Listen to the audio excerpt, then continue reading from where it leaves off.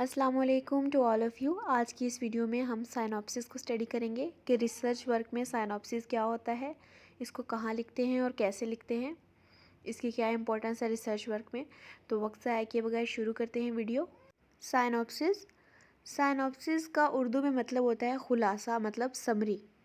और research work या research report में साइनॉप्सिस क्या होता है? Synopsis in research report is a brief summary which give readers an overview of the main points of the research work. जब भी आप कोई रिसर्च वर्क करना स्टार्ट करते हैं तो सबसे पहले आप क्या करते हैं, उसका साइनॉप्सिस डिज़ाइन करते हैं, जिसमें आप जो है वो बताते हैं कि आपका प्लान क्या है इस रिसर्च वर्क के बारे में। ठीक है, so synopsis is the plan for your research project. Synopsis is the road map of research work. Synopsis is also known as research proposal. Synopsis is always written in future tense. ये synopsis के लिए कुछ important चीज़ें थी कि ये क्या करती है, ये आपको रोड मैप प्रोवाइड करती है आपके रिसर्च वर्क के लिए। इसके अलावा आपका ये रिसर्च प्रपोजल होता है।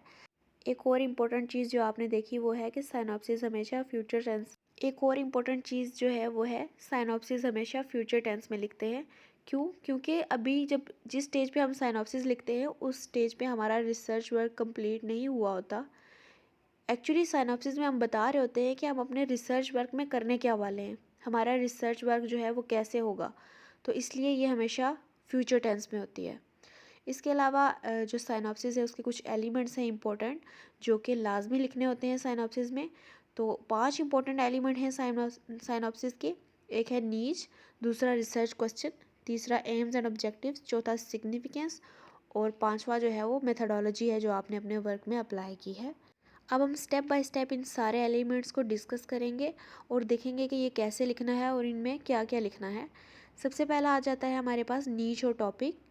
Research niche is a topic in which you choose to become a specialist. The niche is the reason or motivation for the research. Niche is the research gap actually. It is the domain on which you are going to work. Okay. A well-defined research topic is the starting point of every successful research product. अब topic क्या है? अगर आपको एक अच्छा perfect well defined topic मिल जाता है तो ये किसी भी रिसर्च वर्क के लिए गुड रिसर्च वर्क की क्वालिटी है। उसके बाद जो आपका रिसर्च टॉपिक है वो कैची और रिफाइंड होना चाहिए, ये इंपॉर्टेंट है। नेक्स्ट आ जाता है हमारे पास research question, statement of the problem.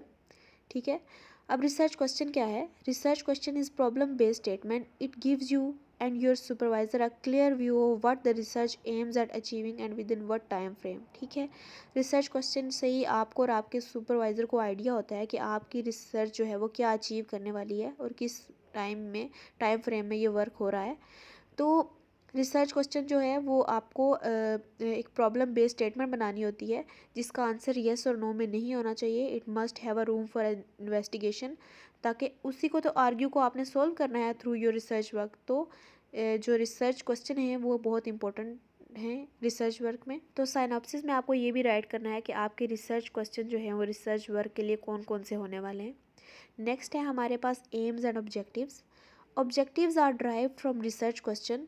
Objectives are the goal that your research is going to achieve. ठीक है, नेक्स्ट जो आपने लिखना है रिसर्च क्वेश्चन के बाद एम या ऑब्जेक्टिव्स लिखने हैं अपने। एम या ऑब्जेक्टिव्स जो है वो रिसर्च क्वेश्चन से ड्राइव होते हैं।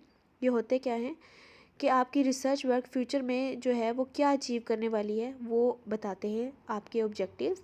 नेक्स्ट हमारे पास आ जाता है significance of the study is the importance of the study of for the research area. It is the stage in your synopsis where you mention about the contribution that your research work is going to make in existing body of knowledge. ठीक है, significance क्या होती है? Significance of the study is importance of the study for the research area. कोई भी जो researcher है वो आपके अगर वर्क को देख रहा है तो उसकी आपकी जो सिग्निफिकेंस है वो उसको बताएगी कि उसे आपका रिसर्च वर्क क्यों पढ़ना चाहिए। ठीक है, it is the stage in your synopsis. ये साइनॉप्सिस में एक ऐसा स्टेज होता है जिस पे आप मेंशन करते हैं कि आपने एग्जिस्टिंग बॉडी ऑफ नॉलेज में ऐड क्या किया। ठीक है, यहाँ पे आप बताएंगे कि मेरी जो सिग्निफिकेंस है वो ये होगी जिस पे मैं काम कर रहा हूँ, तो मेरा रिसर्च वर्क ये अचीव करने वाला है।